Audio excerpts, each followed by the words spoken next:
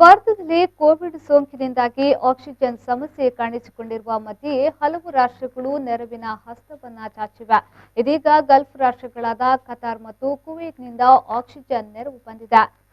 INS Kolkata ಹೆಸರಿನ coast guard ಹಡಗಿನಲ್ಲಿ 27 metric ton ಸಾಮರ್ಥ್ಯದ 2 ಕಂಟೈನರ್ಗಳಲ್ಲಿ ಆಕ್ಸಿಜನ್ ಅನ್ನು ಮಂಗಳೂರಿನ ಎನ್ಎಂಪಿಟಿ ಬಂದರಿಗೆ ಕರೆತರಲಾಗಿದೆ.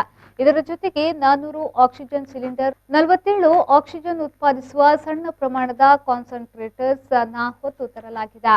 ವಾರದ ಹಿಂದೆ ಬಹರೇನ್ನಿಂದ ಕೋಸ್ಟ್ ಗಾರ್ಡ್ ಹಡಗಿನಲ್ಲಿ ಮಂಗಳೂರಿಗೆ 40 ಮೆಟ್ರಿಕ್ ಟನ್ ಆಕ್ಸಿಜನ್ ತರಲಾಗಿತ್ತು. ಕ್ರೇನ್ ಮೂಲಕ ಇಳಿಸಿ ಅದನ್ನು ಬೆಂಗಳೂರು, ಉಡುಪಿ ಮತ್ತು ಮಂಗಳೂರಿನ ವಿವಿಧ ಆಸ್ಪತ್ರೆಗೆ ಪೂರೈಸಲಾಗಿತ್ತು. ಮಂಗಳೂರು ನಗರದ ಉತ್ತರ ಶಾಸಕರಾದ ಡಾಕ್ಟರ್ ವೈ ಭರತ್, ಜಿಲ್ಲಾಧಿಕಾರಿ ಡಾಕ್ಟರ್ ರಾಜೇಂದ್ರ ಕೆವಿ ಹಾಗೂ ಪ್ರಮುಖರು ಹಡಗನ್ನ ಬರಮಾಡಿಕೊಂಡರು.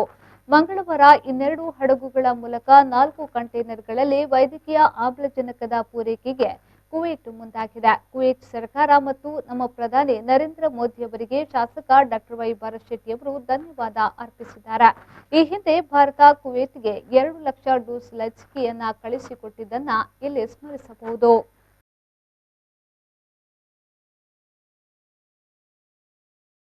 ಆಕ್ಸಿಜನ್ ಟ್ಯಾಂಕ್ಸ್ ಏನಿದೆ, ಆಕ್ಸಿಜನ್ ಡಿ ಟ್ಯಾಂಕ್ಸ್ ಏನೋ ಹೇಳ್ತಾರೆ, ಅದಕ್ಕೆ ಅದನ್ನು ಸಹ ಒಂದು ನಂಬರ್ಸಲ್ಲಿ ಕಳಿಸಿಕೊಟ್ಟಿದ್ದಾರೆ. ಆಕ್ಸಿಜನ್ ಕಾನ್ಸಂಟ್ರೇಷನ್ ಏನಿದೆ ಅದು ಒಂದು 3-4 ಈ ಶಿಪ್ಪಿನಲ್ಲೇ ಬಂದಿದೆ. INS ಕಲ್ಕತ್ತಾ ಇರಬೇಕು, ಅದರಲ್ಲಿ ಬಂದಿದೆ. ಈಗ ಪುನಃ ನಾಳೆ ಕುವೈಟಿಂದ ಮತ್ತು 2 ಶಿಪ್ಗಳು ನೇವಲ್ ವಾರ್ಶಿಪ್ಸ್ಗಳು 2 ಬರ್ತಿದೆ. 2 ಶಿಪ್ಗಳಲ್ಲಿ 4 ಆಕ್ಸಿಜನ್ ಕಂಟೈನರ್ಸ್ಗಳು ಬರ್ತಾ ಇದೆ. ಅದು ಸಹ ಇಲ್ಲಿಂದಾನೇ ಬರ್ತಾ ಇದೆ.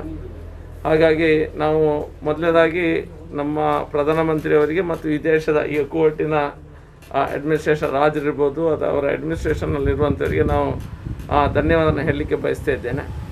ಈ ಸಂಕಷ್ಟದ ಸಮಯದಲ್ಲಿ ನಾವು ಅವರಿಗಿದ್ದೆವು, ಅವರಿಗೆ ನಮಗಿದ್ದಾರೆ. ಹಾಗಾಗಿ ಇಬ್ಬರಿಗೆ ಸಹ ನರೇಂದ್ರ ಮೋದಿ ಅವರಿಗೆ ಮತ್ತು ಈ ದೇಶ ನಮಗೆಲ್ಲ ಯಾರೆಲ್ಲ ಸಹಾಯ ಮಾಡ್ತಿದ್ದಾರೆ ಎಲ್ಲ ಆ ದೇಶದ ನಾಯಕರಿಗೆ ನಾವು ಅಭಿನಂದನೆ ಮತ್ತು ಧನ್ಯವಾದನ ಹೇಳಲಿಕ್ಕೆ ಇಚ್ಛಿಸ್ತಿದ್ದೇವೆ.